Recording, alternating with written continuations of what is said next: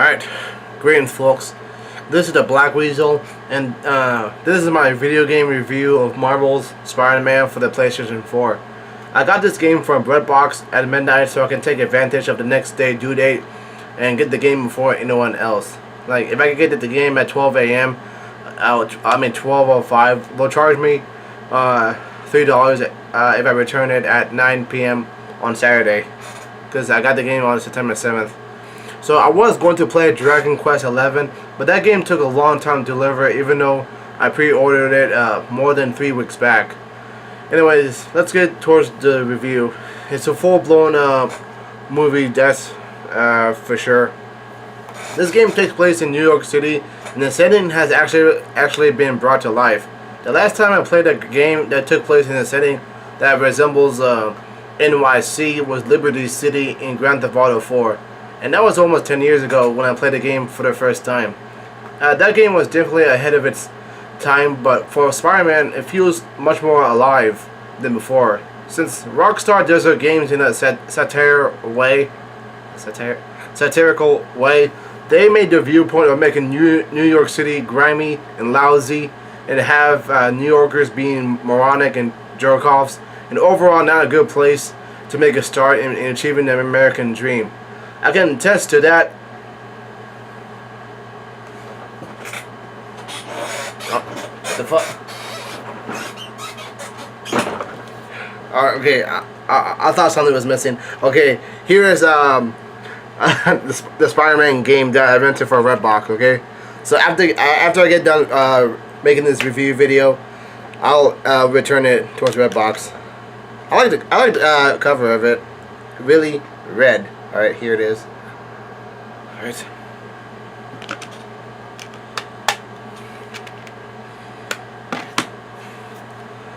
Alright.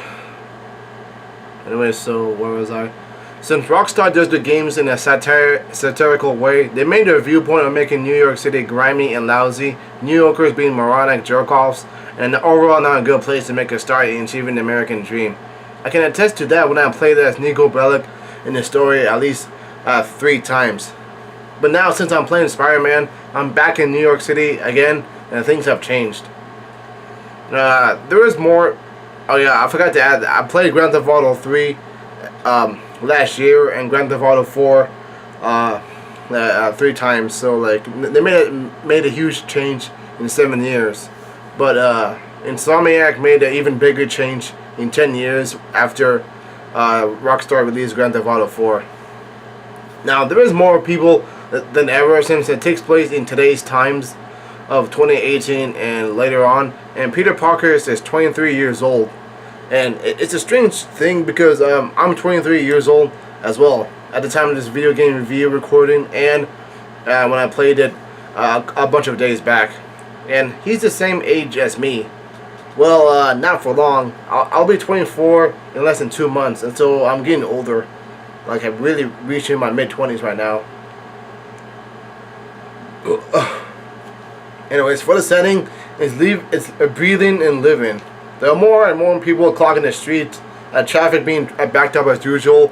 Hell, even I see homeless people on the ground when I walk around instead of just swinging around.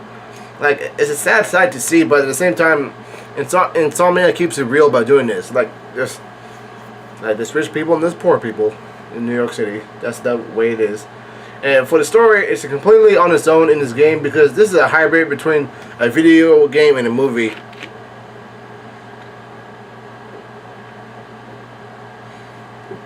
This will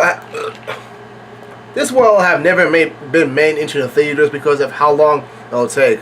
It features the major villains that Spider-Man has to fight against, and it features minor villains as well. That's why I don't go to the movies anymore. I used to go movie hopping from time to time, and I used to see 2 or 3 movies in one day. But between sitting at home and playing countless hours on a game, whereas I sit for 2 or 3 hours and doing nothing but watching it, I decided to go my separate ways for a while. Plus, the prices of the movies keep rising, but the hours of entertainment are still the same. Right now, they're going for $11 a ticket where I live. Now, I rented this game from Redbox for 3 days at the price of $7. Now, I'm not going to give off any spoilers because in this day and age of information, and it has grown into a double-edged sword. You spend a little bit too much time on Facebook, Twitter, and YouTube and social media overall, and there will be some information that you weren't supposed to see, like spoilers in the movie or in the video game that I didn't want to see. So in the end, social media has gone downhill in my eyes. So I prefer to keep my distance. Now for this superhero game, it has definitely taken a page out of the Souls-born games. This isn't a run-of-the-mill button smash and beat 'em up. If there's massive amounts of bad guys in one area, they'll swarm my ass and those damages can stack, and I'll die easily. I can't just pound at one person and he'll go down. They actually have gotten smart, just like in God of War and Bloodborne. If I hit them 2 or 3 times, they'll end up blocking the next punch or even missing, and they'll counter-attack and hit even more damage than I did towards them. Some of them are not, all of them are not the same. Some of them have shields, some of them have swords that they can even block, and some of them are a little bit big and burly, so you can just block it with their own hand. So it takes a little bit of a strategy. It takes a little bit of tactics and strategy to get things done. So and what's different, since Spider-Man can swing around the buildings and walls, he's able to use the environments towards his advantage. If there's way too many enemies at one time, I'll just stick 2 or 3 of them to a wall, and that'll be the end of their threat. If I don't have any supplies of webs, I'll go down to the regular ground and pound the hell out of them. Therefore, I need to keep my distance and pick them off one by one so I can wear down the threat easily. To add some variety, I don't play entirely as Spider-Man or Peter Parker. I'm gonna play as Miles Morales or Mary Jane Watson during the stealth missions they have. The music sounds real heroic and something from the movies. I'll give them that. And I like the music when I'm playing the mini games in Dr. Otto's lab.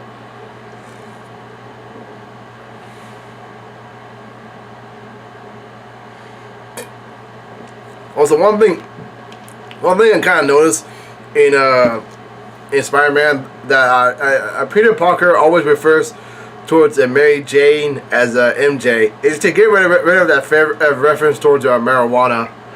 Because I watched Scooby-Doo, like the live action one, and Shaggy made a girl, and she told her name that her name was Mary Jane, and Shaggy says, "That's my favorite name. Oh my God, that's my favorite name." Like, cause there's a subtle message that Shaggy smokes weed, and he is always hungry all the time. So that's what they were trying to avoid in Spider-Man, like avoid any references. Now, one thing I'll knock down a peg off this game is that even though it takes place in the living and breathing NYC, and it is open world, I had the vibes of I've seen this before. Like, I really have seen this before. The games I played in the past that featured stuff like this was Assassin's Creed, Watch Dogs, Shadow of Mordor, and to some extent Uncharted: The Lost Legacy. Like huge, large maps that's filled with collectibles, side missions, fetch quests, and spontaneous enemies that attack you randomly, like thugs, thugs that prey on innocent people. To keep the player from doing this, to encourage the player to do this, there'll be suggestions to explore the city and do stuff like that, which I did, and I had a lot of fun doing it. But living in NYC would be miserable unless you are loaded and rich like Norman Osborn and live in a penthouse high in the sky.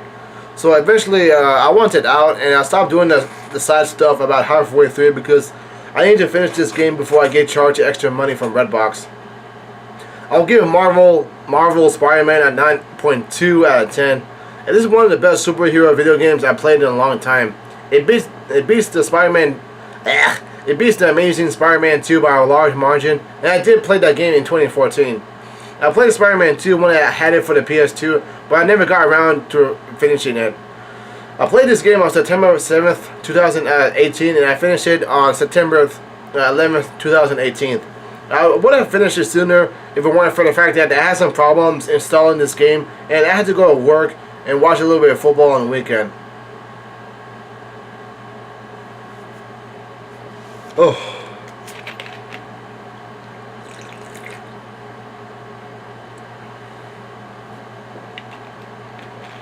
this game said that it has over 50 gigabytes required to install, and it had over 120 gigabytes of free space, and I had to get rid of some games that I rented from Redbox.